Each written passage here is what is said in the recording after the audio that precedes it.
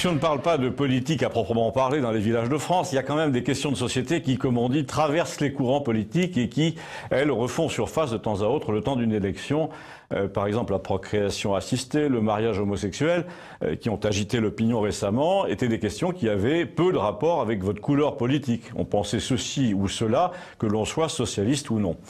Alors à présent que le choix se restreint à 2 candidats et à présent que l'un des candidats est une femme, la question de la place de la femme dans la société devient quand même une affaire importante qui dépasse les partis. Et vous allez me dire, mais non, pas plus que d'habitude. Il y a longtemps que les femmes, à quelques différences salariales près, ont conquis une indépendance, une égalité de traitement. Mais là, c'est moi qui vous réponds, attendez, je ne parle pas de la société telle qu'elle est, mais de la société qu'on veut nous fourguer. Sous prétexte d'augmenter le marché, d'entretenir les banques, de bien organiser le magma de la consommation future. Et pourquoi je vous dis ça? Parce qu'il suffit d'aller dans les villes moyennes au supermarché pour s'apercevoir que le magma de consommateurs futurs, celui qui fait marcher l'économie macronienne, est très souvent voilé à la caisse ou sur les parkings. Et que si la ménagère de moins de 50 ans représente une cible économique comme avant, cette cible, une fois sur 5, dans certaines villes moyennes, n'a plus, comment dire, exactement le même comportement, le même rapport au corps, aux vêtements, à la beauté, à la nourriture que les autres femmes, et qu'elles le revendiquent d'un air de dire « puisque je paye, j'ai le droit de m'habiller comme je veux ».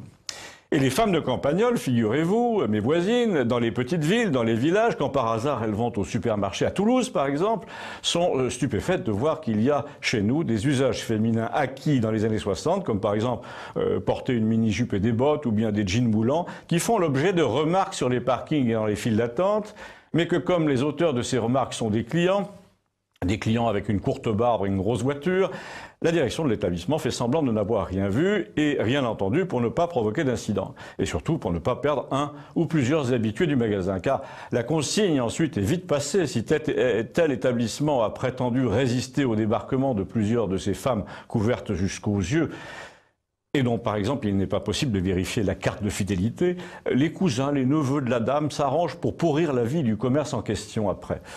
Désormais, on voit des étudiantes nouer un foulard sur leur tête avant d'entrer dans leur quartier à la sortie du métro.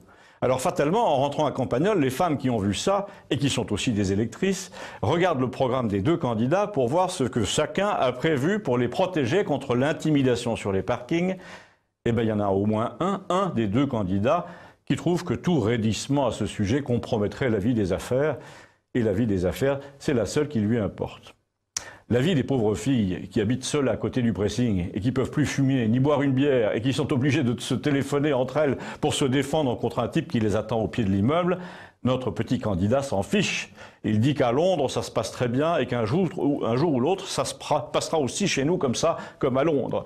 C'est ça la mondialisation, dit-il. Et bizarrement, les femmes de Campagnole se disent, elles, qu'elles préfèrent rester comme elles sont chez elles. Et elles disent que si c'est si bien à Londres, on se demande pourquoi il y a tant d'Anglais par chez nous.